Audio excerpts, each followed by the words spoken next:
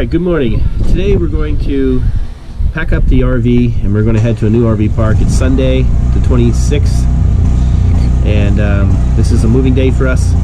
So we're going to move from Thousand Trails into Santa Clarita and you're just going to see what it's like to pack this thing up, what's involved, hitching it up, and I'm going to show you a little bit about the auto leveling system and how to get it to the hitch height and stuff. There's somebody trying to start an engine over there. So we're just going to demo what it's like to hitch this thing up and get on the road.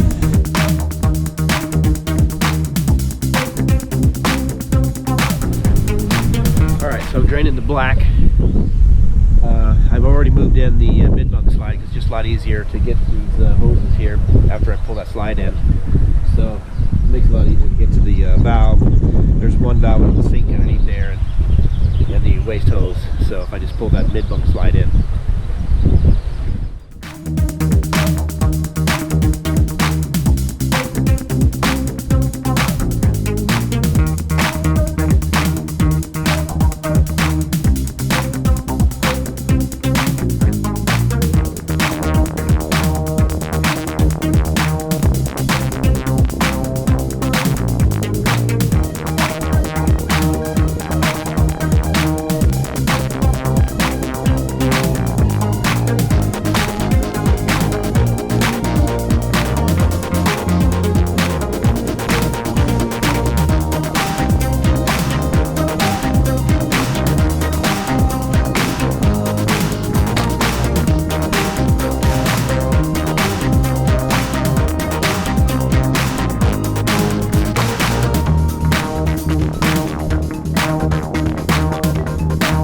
So the slides are all in. The next thing I'm going to do is I'm going to set the hitch height. So this is a one button process. All I have to do is hit the button on the hitch height. First I have to boot it up by holding two buttons down. Let me explain, actually before I get any further, let me explain a little bit about the auto leveling. When we got the RV, there really wasn't like a manual for the entire RV. There was like mini manuals for appliances and some features of the RV and then brochures. But there wasn't like, at least I didn't see anything in the documentation about how to auto level. So I kind of figured it out on my own, and I apologize. Maybe I looked through it and saw it and just didn't notice it might be in there. I don't remember there being something that was pretty simple to read and anyway, and explain how to use the auto leveling. So this is what I've learned from just experimentation on my own, is the hitch height is set by when you disconnect the power cable from the truck. Signal is sent to the controller, as far as I understand, and that's how the hitch height is set. And then it remembers that point. It remembers how high up the front jacks were when you unplugged it. So, and I'll show you the plug I'm talking about here. The plug I'm talking about is this plug right here. So when this guy gets unplugged from the truck, whatever the height is of the front jacks, I believe it remembers that, because that's the way it's been working for me. So it's 11 o'clock right now. Okay, so we got to get going. So this is what I'm going to do, is I'm going to try to, alright, so we're going to boot this up. I hold a couple buttons down, take 3 seconds, 2, 3, should bring it up, and then I just hit hitch height.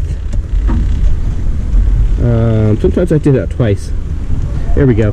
Starts the blinking. I mean, it's going to work. First thing it does is raises these, which are coming up.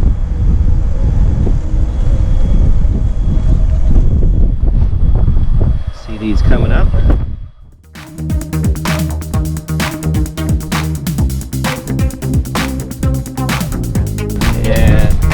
Now, as you can see, it's now starting to raise the RV up.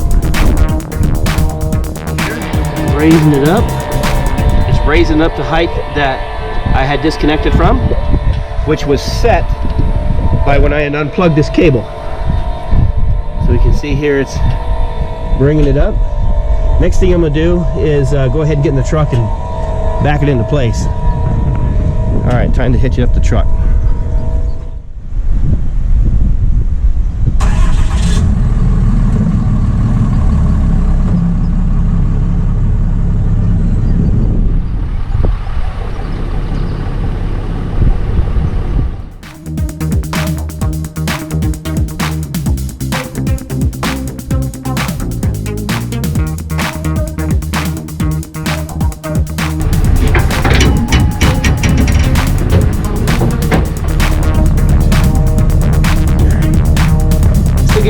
dabbing it. All right.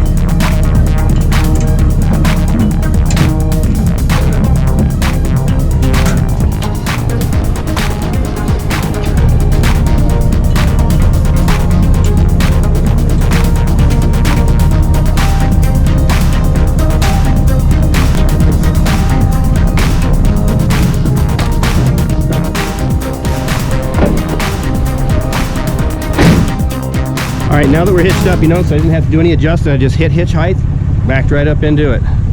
The last operation is to hit this button called retract all, and it's blinking.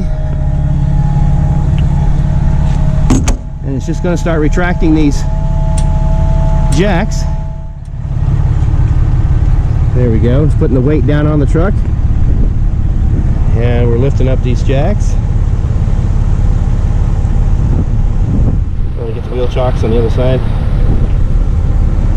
The only laborious part of it, which is to pull these up. Which is no labor at all. Which is not bad. That's the only part that's really laborious. So. One of the chocks.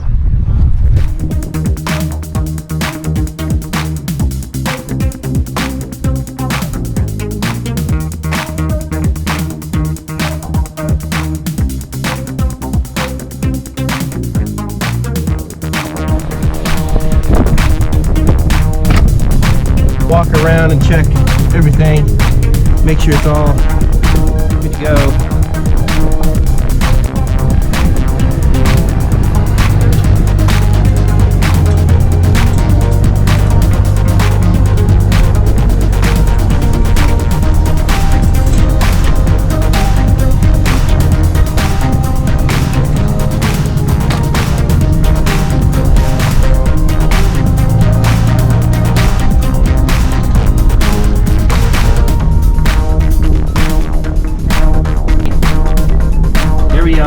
We are leaving 1,000 trails. Now, since I'm working a 6 to 9 month contract, I selected the contract because of its proximity to 1,000 trails, and for me, 1,000 trails needed to be within, say, 30 or 35 miles for it to be usable.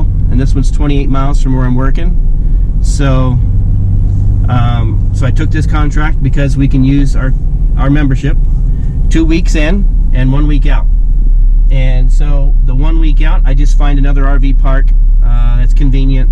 In this case, the RV park that we chose, since that one we pay for, it's literally only a mile or so away from the job site. So I mean, it's like bicycle distance. So not that I will, but it potentially could. And it's a real short drive, so I can come home for lunch and things like that, where I couldn't really do it from here. But yeah, so we select the job based upon really try to get it one near 1,000 trails so that we can use our 1,000 trails membership. So now we're just heading on. The other thing I do is I move on Sundays. So I need to move during the weekend because it's not really possible to move during the week because I have to go to work during those days, Monday through Friday. So we move on a weekend day, and right now we're just moving on Sundays. And so now we're heading to the RV park where I'll pay for 1 week, and then after that I'll come back here for 2 more weeks. So when I get to the other RV park, I'm going to show you unhooking, and I'm going to show you the auto level process at the new RV park. It's really simple. I mean, since we've been in this fifth wheel, even though it's a 41-foot fifth wheel and it's heavier, our travel trailer was only 30 feet and much lighter, but a lot more manual labor in hooking up a travel trailer than a fifth wheel, especially a fifth wheel with auto leveling. It's just a pleasure to do. So, and it makes me want to get on the road a lot more often, and makes me want to move more. You know, even for where I'm at a job site, it's like more incentivizes me to, yeah, go ahead and move around more. Even if you just want to take the weekend and go to the beach, because the hook up and disconnect is so much simpler in our fifth wheel than it was in our travel trailer. All right, so doing it this way, contracting and living out of an RV, really allows us to put a lot more towards retirement savings or or paying down debt than if I rented a house or if I rented an apartment. Much more. If you rent a house or an apartment, you usually have to sign a lease. Most of them want at least a year, although some will do less. You still have utilities to deal with, which often I don't have any utilities to deal with in an RV park. And then they usually cost a lot more. Even if I couldn't take advantage of my 1,000 Trails membership here, it would still be worth it, well worth it, because even at $1,000 a month, a decent house in Arizona would be around $1,200-1,300 a month for rent, and that doesn't include utilities. And that's usually with a 1-year lease. You would get it down to around that rate. So, like where I came from last, I wasn't even there a year. So, even if I couldn't use the 1,000 Trails, it's still worth quite a bit of income to do it this way than to rent places.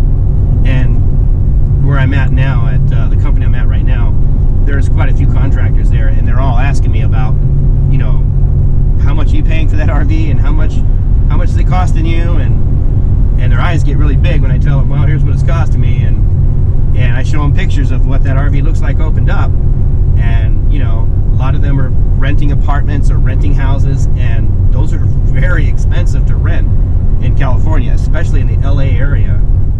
89. Looks like it's over.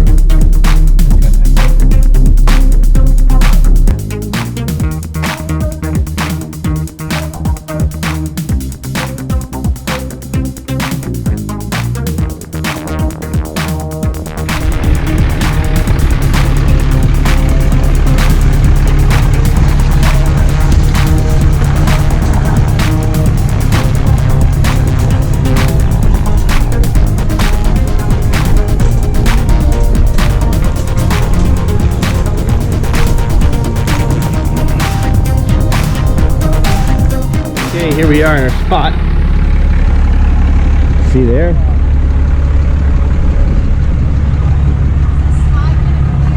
Yeah, I should be plenty of room to clear. Okay. That one doesn't come out but 2 feet. Oh. This one's the deep one at 36 inches. Okay. Yeah, so. Okay, now the first thing we're going to do is chalk the wheels so this thing don't move.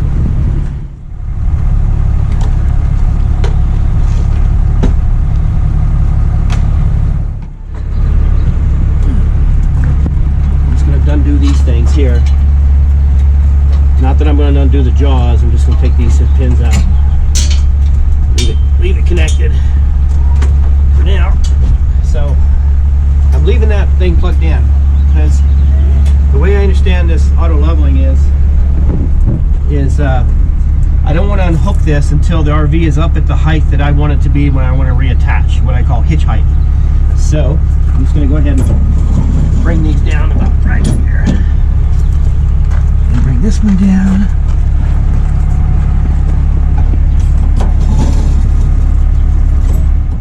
The only manual labor you have to do right here. Yeah. So, all right, here we go. Now I'm going to watch up here. I'm going to look for a little gap between the hitch and the plate to appear when I get it up off there. So what are you pushing now? The up? Okay.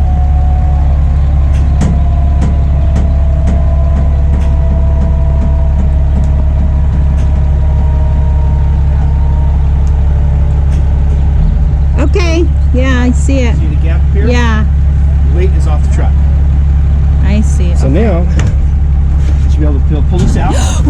Gosh, this scares me every time. Yeah, okay, so what's happening there is the parking brake has a little slack in it, and when I unload that, it just moves to the end of the parking brake.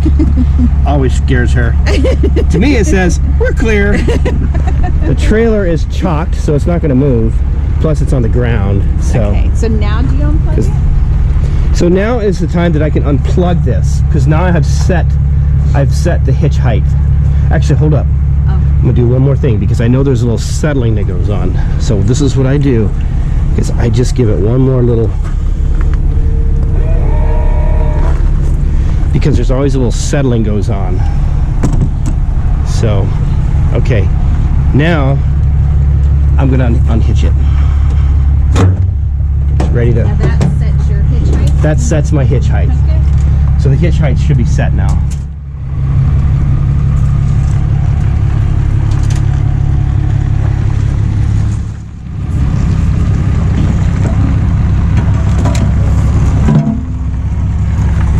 So here's the fun part. The fun part. Now we're just going to do auto level. Oh, wait.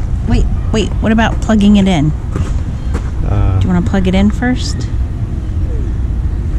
I don't have to. Okay. Fresh battery, but we'll go ahead and I'll go ahead and plug in the power cord so it doesn't run off the battery when it auto levels.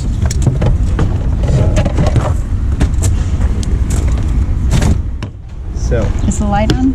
set the LED light on so I have power.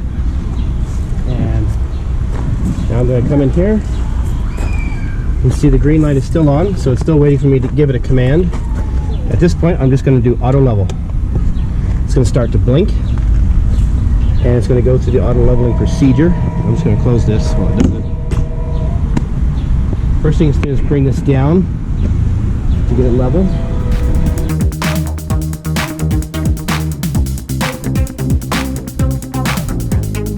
It's kind of getting close to the end of the travel there. That's why I don't put them all the way down.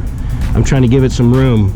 If I were to throw these all the way to the ground, and you can see where it got to the bottom of the travel, then it wouldn't be able to auto level. I'd have to raise it back up, pull these higher up, and restart the auto level again. So the back ones are going down? So the back ones are going down now.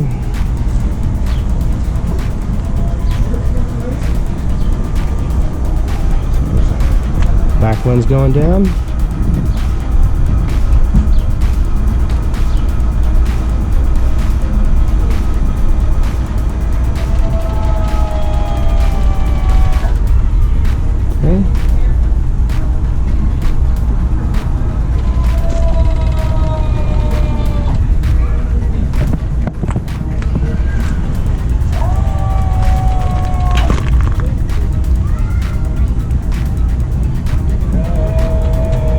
Lifting up a little bit in the front. Now it's going to run these down here when it's happy about the stability.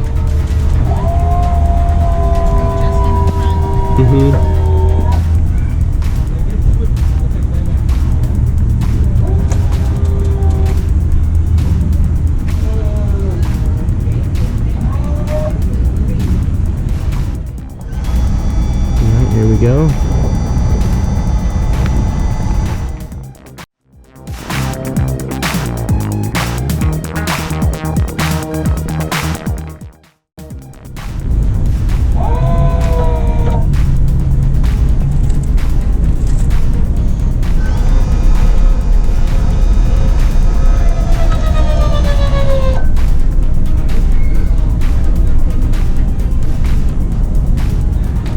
Okay, seems to be about done.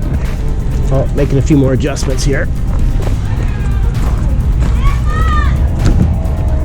You can tell when it's done. This will stop blinking when the auto level is complete. If it turns green, solid green, the leveling was a success. And it was. If it goes red, it was not able to auto level. And so you'd have to make some adjustments and then try it again. All right, so it's done? It's done.